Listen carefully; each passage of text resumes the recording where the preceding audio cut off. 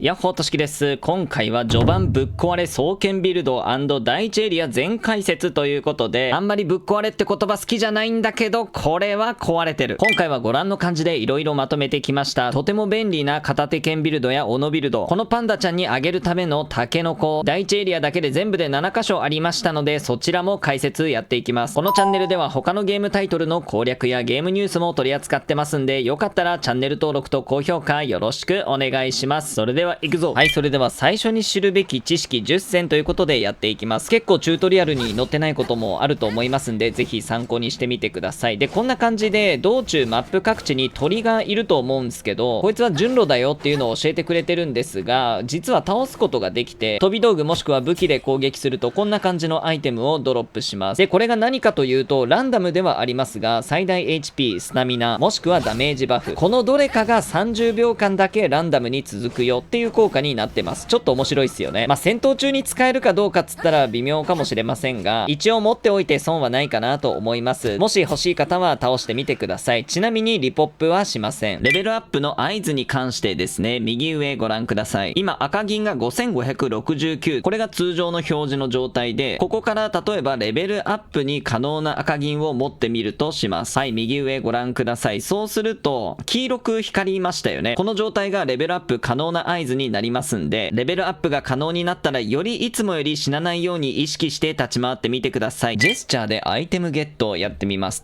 例えばこちら、食王祠というところに飛んできてください。ここから振り向いてちょっと順路を戻る形で進んでいくと、ある光った像があるんですね。すぐ近いんですけど、ここを歩いていって左側、これですね。これ何かなって気になってる人いると思うんですが、話しかけると古色の心臓を祭りって青文字で書いてありますよね。これはコントローラーの真ん中スタートメニューを押してジェスチャーの祭るをここで行うとアイテムをゲットできるっていう秘密なんですね。他の場所にも結構こいつがいて、青文字でいろんなジェスチャーを指示してくるのでやってみてください。ちなみにこの欄にないよっていう場合は PS コントローラーの場合は三角で取り替えるを押すと太極拳とかいろんなものがあるので、ここから選んでみてください。今のところそんな大したアイテムはもらえてないんですが、今後ね重要なアイテムがもらえるかもしれないので、ぜひトライしてみてください。続いて NPC に関して、本作はねマップ各所に NPC がいるんですが、ファストトラベル地点を見ると NPC のいる場所が分かりますよね。これをしっかりチェックして渡すアイテムがあったら渡すとか、話してないやつがいるとか、ちょくちょく戻っていって会話してねっていう話とプラス、僕がもうそうなってしまったんですが、そのエリアの最終ボスを倒すと次のマップに行けるんですが、そのボスを倒した時点で前のマップの NPC が消えてしまいます。なのであらかた冒険を進めていって、結構下の方のファストトラベルまで来たなって思い始めたら、各地にいる NPC との会話何か進んでないか確認しに戻ってみてください。オートセーブのゲームになっていますから、一応セーブファイル10個作れるみたいなんですけど、プレイステーションの方は月額払って PS ネットワークみたいなのに加入してセーブデータをクラウド上にアップロードしてみたいなステップを踏まないとセーブデータ複数は持てないんですね。そしてさらに今作はマルチエンディングになっていて、現状4つのエンディングが判明しています。なのでなおさらセーブデータをクラウド上にアップロードしてみたいなことをやらないと、全部のエンディング見ようとする、トロフィーをコンプリートしようとすると4週かかってしまいますね。エンディングの分岐点がどこみたいなのはまだ僕自身分かってないんですが、トロコンゼンはねセーブデータをどうにかして複数用意した方が楽かなと思いますね。そしてさらに事前情報で行けなくなるエリアというのが明言されています。もしかしたらどこかで第1エリアに戻れなくなるとかある可能性があるんで、まあそこら辺ももろもろ含めて NPC が消えちゃうよっていうお話ですね。そのエリアの最終ボス倒す前はきちんと会話しに戻ってみましょう。商人にキーアイテムを渡すやってみます。これは結構気づいてる方いると思いますが、今ここにいる商人ですね、本当はねここら辺にいるゴブリンみたいな商人もいるんですけど、この人たちにボスを倒した後のアイテムもしくはキーアイテムを渡すと在庫が増えるといった仕様になっています。例えば最初の方で戦うボス、一式の装備がありまして、これだったら浮かダメージとか火炎ダメージをかなり防いでくれる防具、そのシリーズの胴体部分も火炎をかなり防いでくれますね。あとはムカデっぽいボスを倒すと斬撃と死突にかなり耐性を持った防具、大体のボスは斬撃もしくは死突やってくると思いますんで、このシリーズはかなりお世話になるんじゃないかなと思ってます。ボス装備だけでなくアクセサリー、玉杯もラインナップに乗ります。特にこの3つはかなり有能で、後ほどのビルドを紹介しているところで解説しておきます。意外と忘れがちなので覚えてておきましょう。はい、それでは着せ替えに関してですね、今作いろんな衣装があって皆さん楽しんでると思いますが、実は僕今装備しているのが白無常という予約特典の防具なんですね。なのに見た目は女眷属の服。これどうやってやるのかというと、この防具4つ並んでいる画面で気づきにくいんですけど、三角外観の変更を押してください。そうすると 4V すべて自分の好みの見た目に変えることができます。例えば次のボスが斬撃と1つめっちゃやってくるからこれを装備するってなると、この見た目になってしまってあんまり好きじゃないよっていう方は、防具の性能を残しつつここで三角を押して見た目を自分の好きなように変えちゃってください。見た目、衣装、防具に関してもう一つ、実は今作雑魚敵を普通に倒すだけでレアドロップしてそいつの衣装をゲットすることができるんですね。衣装っていうか防具なんですけど、おそらくボスの防具とかの方が性能が高い可能性が大いにありますが、中にはこの敵の服が欲しいっていうパターンもあると思いますんで、そういう時は根気よく何回も何回も倒してみてください。一応こんな感じで今プレイしてる中でもレアドロップいくつか確認してますんで、性能がいい防具もあったりするかもなんで、見た目に関わらず性能面においても防具レアドロップ狙ってみると面白いんじゃないかなと思います。続いてもエネミー関連のお話で、たまにこういう感じで壺に擬態した魔物みたいなやつ出てきますよね。気持ち悪いですね。こいつは優先して倒すようにしましょう。なぜかというと、知ってる方多いと思いますが、本作は鍛冶屋みたいなのがいなくて、スキルツリーで武器を育成していく感じになってますよね。そこで使うことになる他のゲームでいう、例えば胆石であるとか、武器を強化するための素材を確定で落としてくれます。最初はちょっと強えなと思いましたけど、慣れてくると可愛いもんで、育っていけば倒しやすくなっていきますんで、必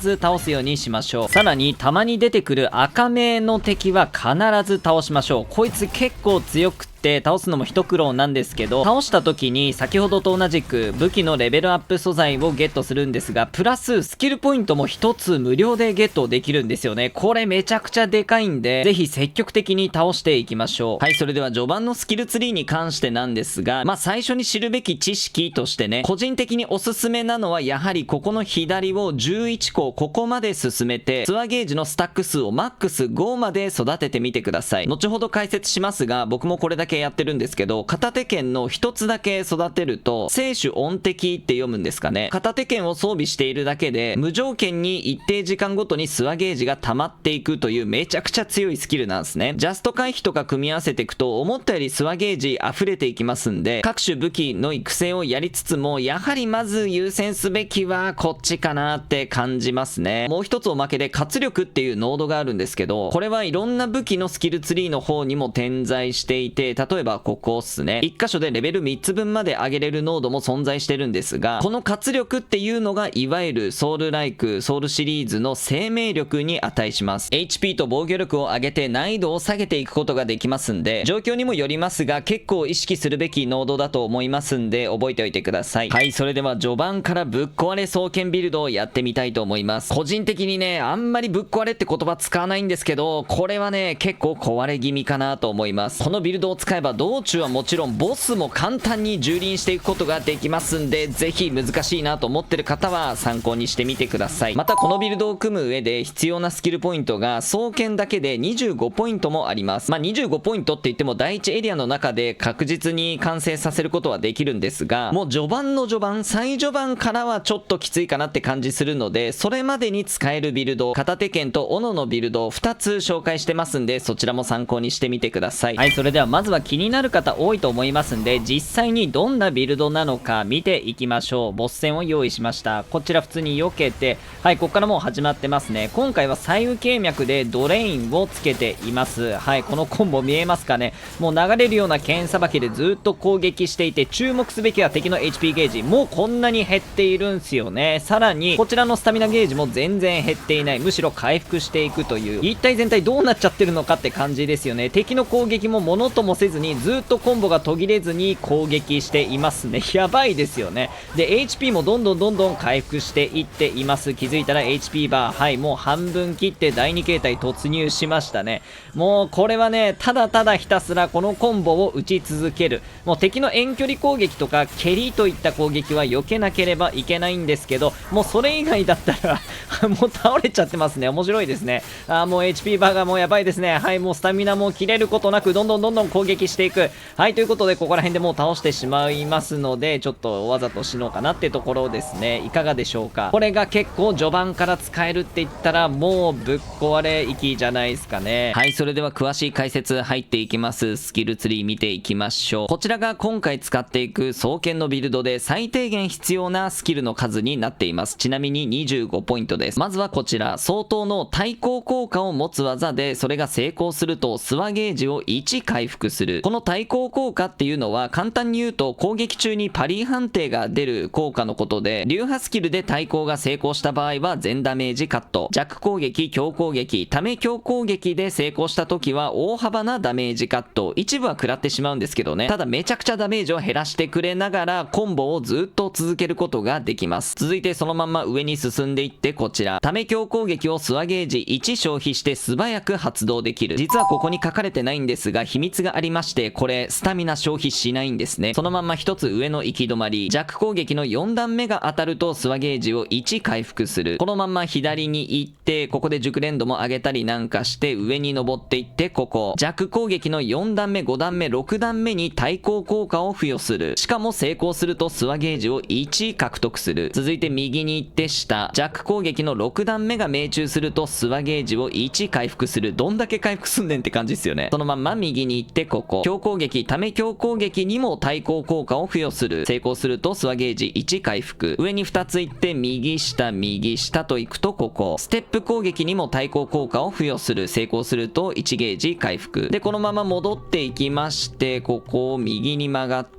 ここ剣心流というスキルがあります。これを自分の好みの武器にセットしてください。これはスワゲージを1消費するんですが、一定時間対抗効果に成功すると HP を一部回復してくれるんですよね。これやばいっすよね。さらに上、剣心流の持続時間が長くなる。その右、新待ちが 90% 以上になると回復効果がさらに高まる。ちなみになんですが、ここ耐久力プラス5、まあスタミナですね。5も上がるんで振っていて、あとここっすね。ここに振って右の熟練度を上げなくても、上の方のこちら、ここでも熟練度を上げることができますんで、さっき25ポイント必要と言ったんですが、こことここをなくせば23ポイントでも完成させることは一応可能です。はい、それではコンボを解説していきますが、めちゃくちゃ簡単です。組み合わせるのは2種類、ステップ攻撃とため強攻撃、この2つのみです。まずは通常のステップ攻撃のおさらいから、スティックを前に倒しながら回避して攻撃。はい、この月が出ますよね。これがいわゆるステップ攻撃です。このステップ攻撃の後に弱攻撃を連打しておいてください。やってみます。ステップ攻撃の後に切り上げと切り払いが出ますね。ただ注意なのが、ステップの後に連打しすぎるとこうなってしまうんですね。これは弱攻撃の1段目が出てしまいます。これは使わないモーションなので、ステップ攻撃やって連打して切り払ったら止めておきましょう。で、このステップ攻撃の後の切り上げと切り払いなんですけど、見たことないですかね。そうなんですよ。実はこれ弱攻撃の5段目6段目なんですね。ということは、さっき説明した通り、ステップ攻撃のこれに対抗効果、その後の5段目6段目にも対抗効果がついてますので、このコンボ攻撃は全てのアクションに対抗効果がついていることになります。これやばいっすよね。続いてため強攻撃、普通にやるとこんな感じで、これも対抗効果ついてますよね。実はこれもコンボに派生することができまして、そのまんま弱攻撃を押しておくと4、5、6段目と出すことができますね。おやおやと思いますよね。ため強攻撃にも対抗効果、4段目、5段目、6段目にも対抗効果、こちらのコンボにも全てパリー判定がついています。しかもパリーに成功したらスワゲージ獲得するし、スキルの剣心流を使えば対抗効果が成功した時に一部の HP を回復してくれる。これ道中でめちゃくちゃ便利なんですよね。さらにため強攻撃はスワゲージがある状態だとこんな感じで素早く出すことができます。しかもさっき言ったようにこれスタミナを消費しないんですね。なので、これを出した後に普通に弱攻撃を連打するだけ。はい、それではこの2つの組み合わせ方について解説します。基本的にはステップ攻撃で敵に近づいてここまで出した後にため強攻撃で、その後の弱攻撃4段目5段目6段目のコンボ、これが終わったらまたため強攻撃に移ります。はい、こんな感じですね。スワゲージがないとこんな感じのイメージになります。で、敵が離れたり遠距離攻撃とかしてきたら回避してそのまんま近づいて、今度はステップ攻撃の連携からため強攻撃に派生していく。はい、こんなな感じで出したら弱攻撃連打、切り払ったらまたため強攻撃、はい、これで切り払ったらまたため強攻撃、はい、こんな感じですね。これがさっきメインのバトルの時に使っていたコンボですね。かなりスタミナの消費も抑えられてますよね。だいたいこれやってる間に敵攻撃してきて対抗効果成功しますんで、スワゲージは無尽蔵に回復していきます。はい、といった感じで結構分かりやすくて、慣れればそこまで難しいアクションではないので、こいつ強えなーっていうボスにぶち当たったりだとか、道中もマジで楽になりますし、シンマが降臨してしまったとしてもこれでゴリ押しすることができますんで、マジでぶっ壊れかなと思います。解説し忘れてましたが、スキルツリー左側行くとですね、1234567 8個目、ここ右骨の針吸血を獲得する。これを覚えるだけで武器にドレイン属性、敵に攻撃を与えていくと HP を回復することができる。これはマストで覚えておいてください。双剣だけでなく、例えば斧でもめちゃくちゃ便利に働きますんで、さらに上戻っ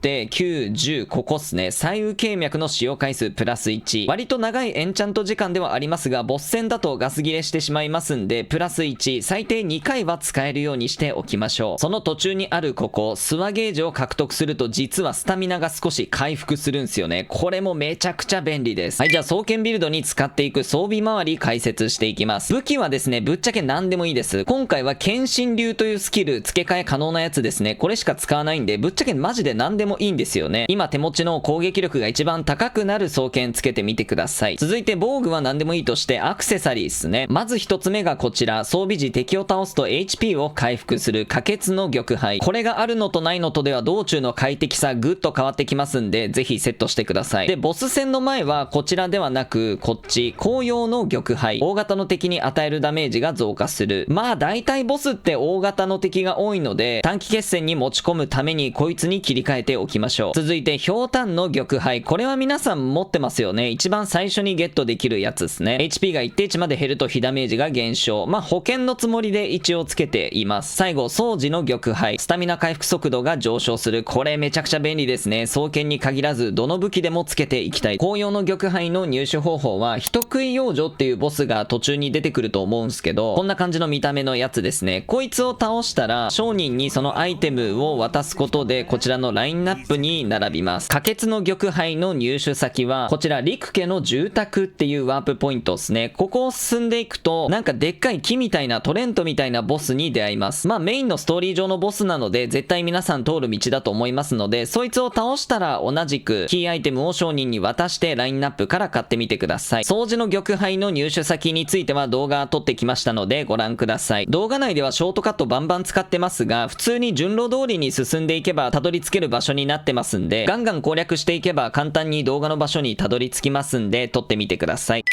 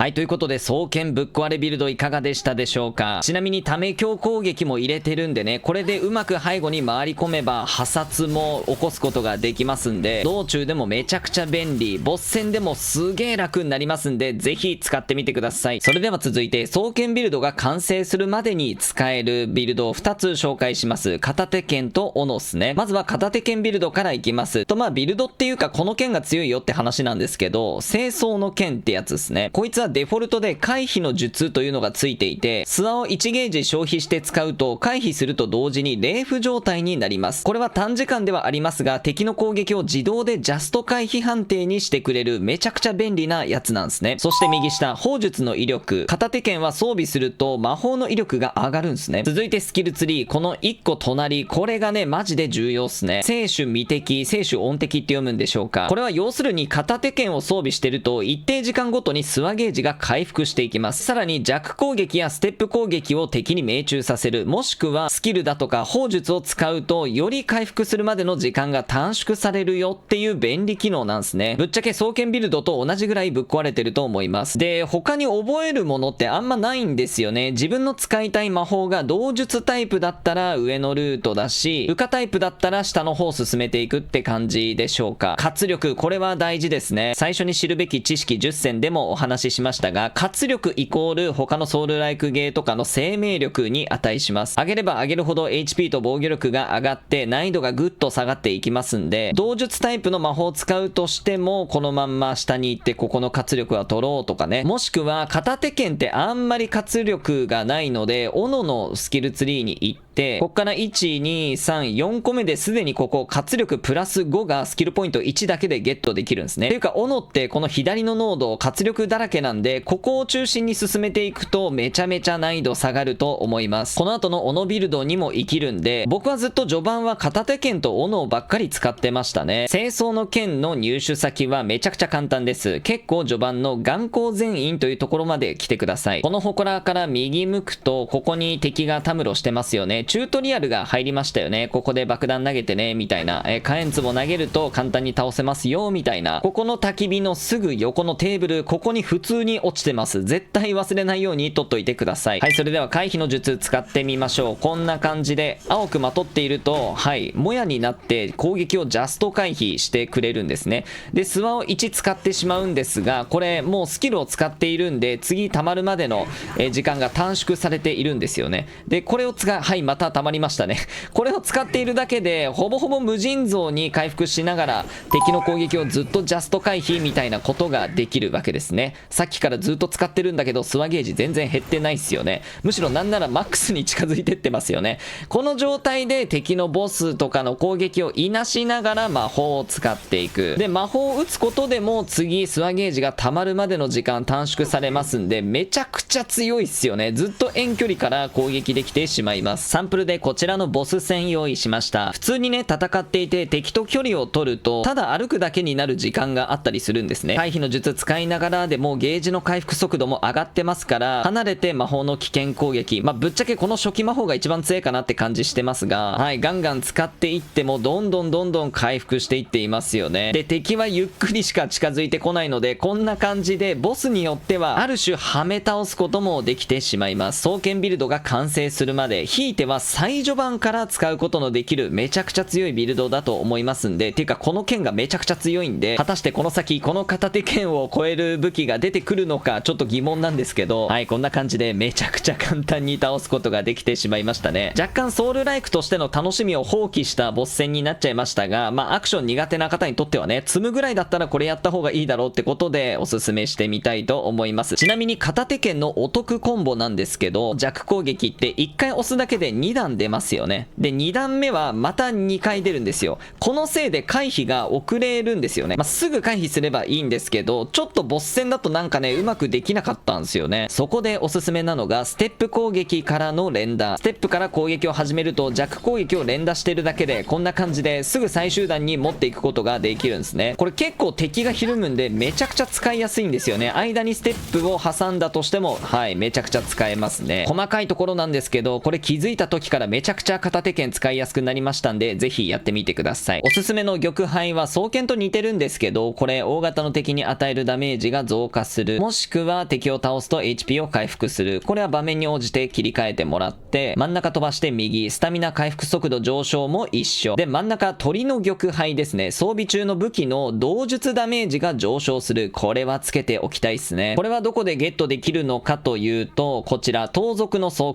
ここにいるムカデみたいなボスを倒した後に蜀の祠の商人のおっちゃんに渡すとラインナップに並ぶので買ってみてください。はい、それでは最後斧ビルドを紹介していきます。スキル云々あるんですが、斧ビルドに関してはこの悲鳴の斧ってやつが強えよって話ですね。最初にゲットできる長江の斧、予約特典の苦順の斧、こいつらに比べても能力補正が高くってダメージが結構出る。さらに特筆すべきは悲鳴というジャンプ攻撃のスキルっすね。これがめちゃ強い。双剣と同じく L1 押した後弱攻撃で連打すれば弱コンボにスムーズに入ることができますんで、めっちゃ便利です。使っていく玉杯は双剣と同じでいいかなって感じしてますね。スタミナ回復速度上昇はマストでつけましょう。はい、それでは実際やっています。悲鳴を発動して、その後弱攻撃で3段目4段目でまたすぐスキルを発動して3段目4段目、これめちゃくちゃ強いっすよね。敵をほぼほぼずっとよろめかせながら攻撃していけるっていうね、斧としてのメリットがめちゃくちゃ入ってますよね。それではスキルツリー見ていきましょう。全部で14ポイント必要になっていて、まず1つ目こちら弱攻撃の4段目でスワゲージを3つ回復する、めっちゃ便利で、上上がって3段目を打つとスタミナをちょっと回復、その右耐久力プラス5っていうお得なマス目があるんで、これは取っておきましょう。で左に進んでいって、ここため強攻撃をスワで素早く出せるようになる。そのまま上に上がっていってため強攻撃に対抗効果を付与する。攻撃中にパリ判定をつけるよってやつですね。でそのまま右行って熟練度上げて、ここ弱攻撃の3段目にも対抗効果を付与しますよっていうノード。まあ14ポイントだけっていうんで割と序盤から完成させることは可能かなと思ってます。でさっきの平井のこのコンボ攻撃もいいんですけど、割と道中でも使うのはこっちのため強攻撃ですね。これに対抗効果ついていながらめちゃくちゃ敵よろめかせることができますんで、道中の雑魚敵中モブですらこれで蹂躙することは可能です。赤目の敵で割と中型ぐらいの大きさですね。なかなかよろめかないかなと思いきや、ため強攻撃ではブンブンよろめいていくと、1回目が終わった後にうまく背後に回り込んでもう1回ため強攻撃やることができればスムーズに破殺に持っていくことができますんで、これ繰り返すだけであっという間に敵が解けていきます。いや本当にね、道中で斧使い始めたらもうサクサク進むようになったんで超絶おすすめですね。ただ若干難点なのはスタミナ管理がシビアだということ。割と枯渇しやすいのでヒットアンドアウェイを意識してなるべくね被弾を抑えながらちょくちょく攻撃していくといいんじゃないかなと思います。斧ビルドでもドレインですね、ダメージを与えた時に HP を回復する、これがめちゃくちゃマッチしますんで、ボス戦においては左右経脈をしっかり使って、でここで使用回数を1回増やして、あとはなるべく活力ですね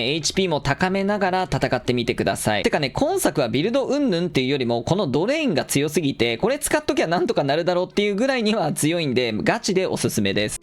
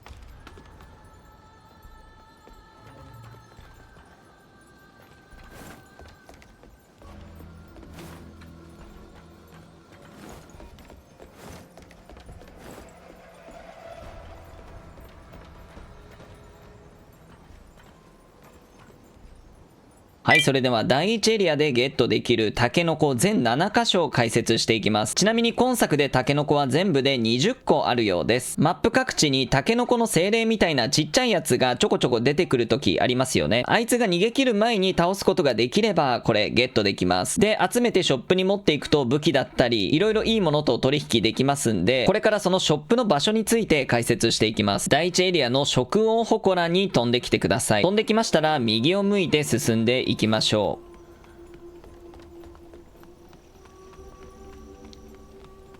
う。突き当たりは右です。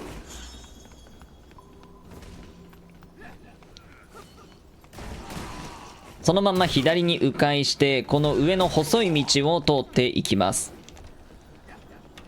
ちなみにショートカットが空いている場合はもっと早くたどり着くことができますが、今回は空いてないという体で進んでいきます。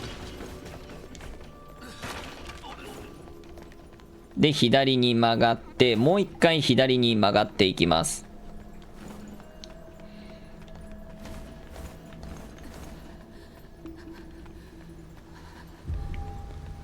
ここを左。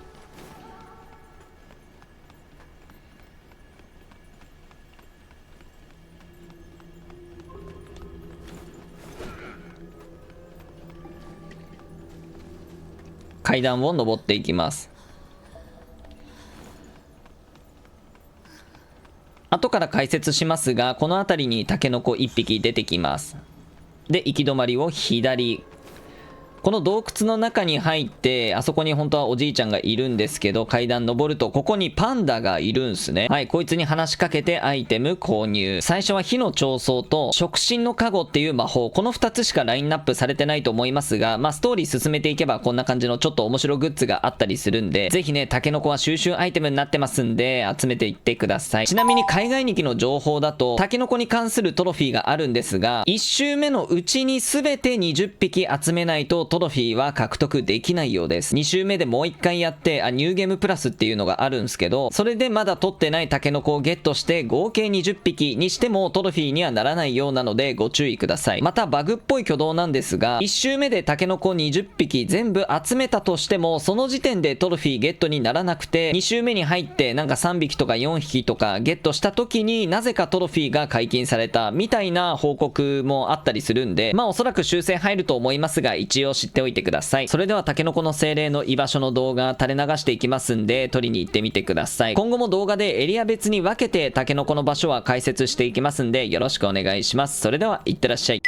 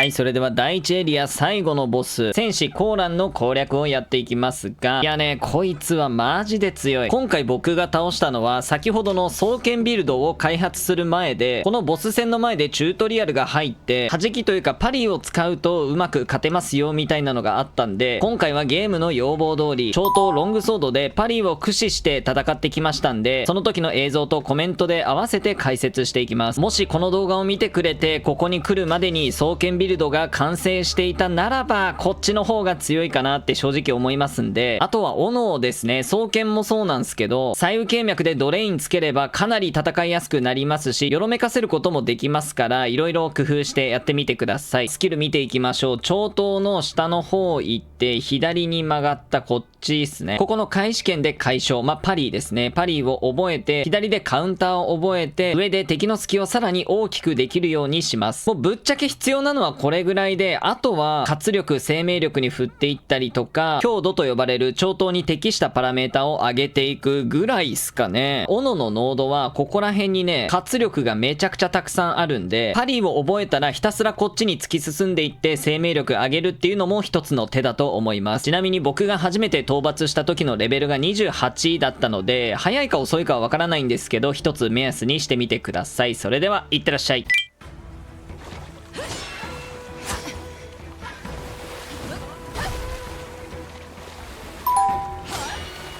この程度か。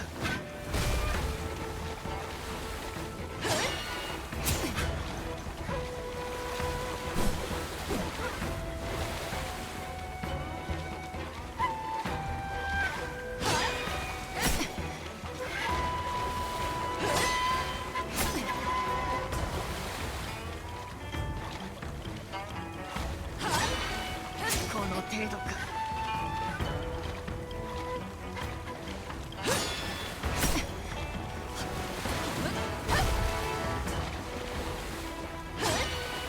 この程度か。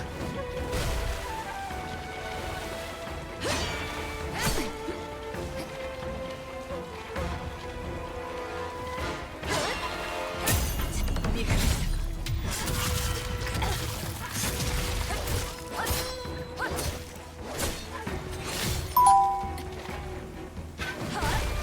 その腕前を見せてもらおう。どうだ。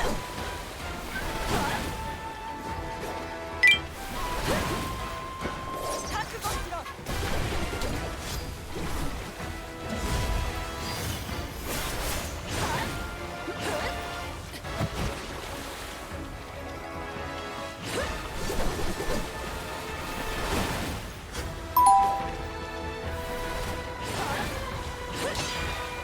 この程度か。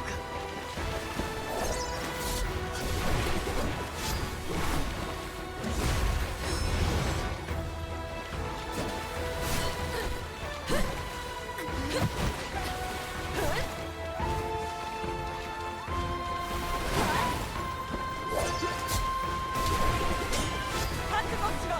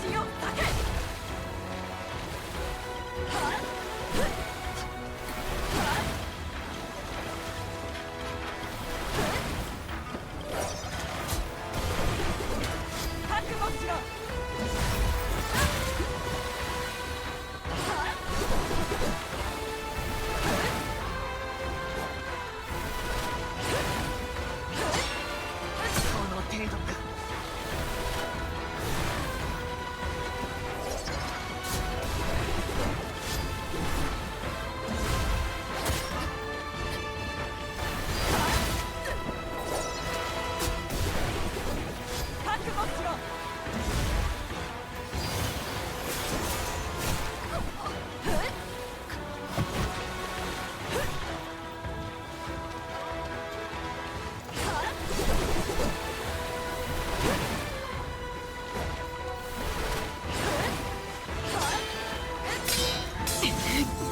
はい、ということでいかがだったでしょうか。序盤ぶっ壊れ双剣ビルドと第1エリア全解説でしたが、いやちょっとマジで冗談抜きで双剣めちゃくちゃ強くないですかね。これ知らなかった人はね結構ワクワクしてると思うんで、ぜひね使ってみていただきたいですね。今後もいろんな収集物やタケノコの場所なんかも動画で紹介していきますんで、もしよかったらチャンネル登録お願いします。以上としきでした。また次の動画でお会いしましょう。さよなら、バイバイ。